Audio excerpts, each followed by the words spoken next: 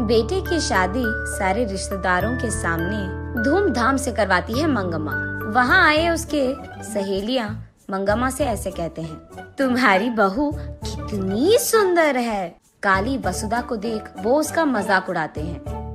हाँ, कितनी प्यारी लड़की है। वैसे भी मंगम्मा ना सुंदरता को थोड़ी देखती है, ऐसे कहते हैं।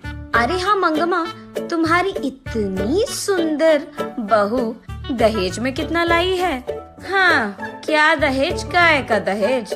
तुम्हें पता है ना, मैं पैसों को उतना मूल्य नहीं देती क्योंकि मेरे पास बहुत पैसा है। इसीलिए पैसों को छोड़कर मैं अच्छी घर से अच्छी मन की बहू लाई हूँ।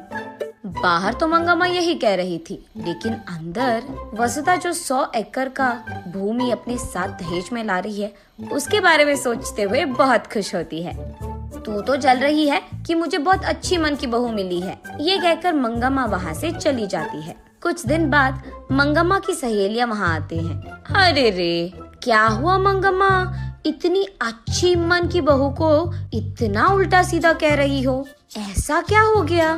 हाँ, अच्छे मन को क्या खा जाऊंगी मैं? इसके बाप ने मुझे वचन दिया था कि वो 100 एकड़ का भूमि देगा मुझे, लेकिन शादी के बाद तो उसने सिर्फ 50 एकड़ दिया है, कुत्ता कहीं का।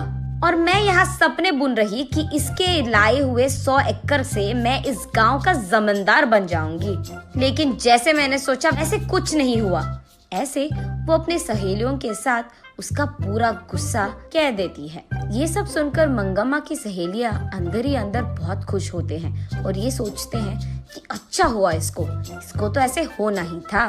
लेकिन बाहर तो वो ऐसे कहते हैं, अरे रे मंगम्मा, चलो जो हो गया सो हो गया। वैसे इतनी अच्छी मन की भोली बहू और इतनी सुंदर बहू पाने के लिए ना लिखा होना चाहिए तुम्हारे जैसे। ऐसे हंसते हुए उसका मजाक उड़ाकर वहाँ से चले जाते हैं। छा, इस बहू के कारण ये लोग भी मेरा मजाक उड़ा रहे हैं, ऐसे चिढ़ जाती है। उसके कुछ दिन बाद मंगम्मा की एक रिश्तेदार उसके घर आती है।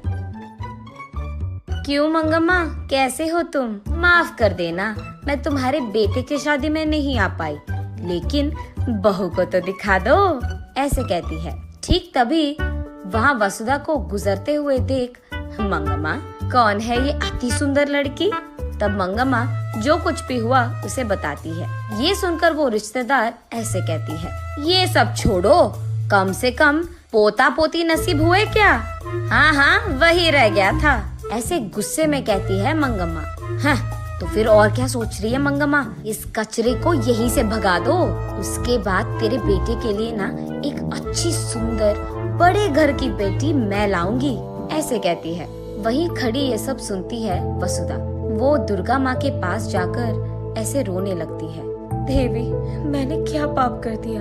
इस रंग में जन्म पाकर बचपन में ही तूने मुझे धोखा दे दिया। शादी के बाद मुझे बच्चे भी नसीब नहीं हुए। अब लग रहा है कि मेरी शादी भी टूट जाएगा।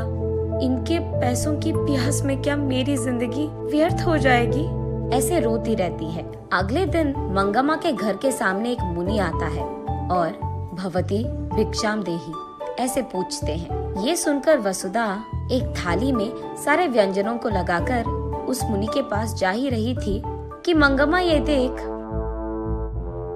हाँ, जो भी यहाँ आता है उसको ये सब देने के लिए तेरे बाप ने यहाँ 100 एकड़ का भूमि नहीं छोड़ा है। आई बड़ी, तुझे खिलाना ही बहुत ज्यादा हो गया और तू इसको खिला रही है, चल निकल यहाँ से, ऐसे गुस्सा करती है। हाथ में थाली वहीं पे छोड़कर, माफ कीजिए स्वामी, और उसके बाद कुछ और कहने ही वाली थी कि मुनि, मुझे सब पता है बेटी, तुम फिक्र मत करो, मनोवांछा फल सिद्धिरस्तु। ये आशीर्वाद देकर वो वहाँ से चले जाते हैं। अगले ही दिन जब वसुधा सुबह उठकर आईने में अपने आप को देखती है तो वो चौंक जाती है, क्योंकि वो सफेद और बहुत सुंदर बन जाती है। ये देख वो खुशी खुशी बाहर आती है। वहीं बैठे मंगम्मा और उसके सहेलियां वसुधा को देख चौंक जाते हैं। इतने में ही वसुधा बेहोश होकर नीचे गिर जाती है। आंखें खोलने पर उसका पति, उसके सास और एक डॉक्टर भी वही रहते हैं। कंग्रेट्स, तुम अब माँ बनने वाली हो। और उसके सास को, अरे अब दादी बनने वाले हैं। ऐसे वसुधा के जीवन में उस देवी के आशीर्वाद के कारण खुशियां ही खुशियां थी। नैतिक, जब मुश्किलों का सामना करना हो तो हिम्मत से काम लेना होगा, क्योंकि सिर्फ तब भगवान कोई ना कोई रूप में तुम्हारी मदद कर देगा।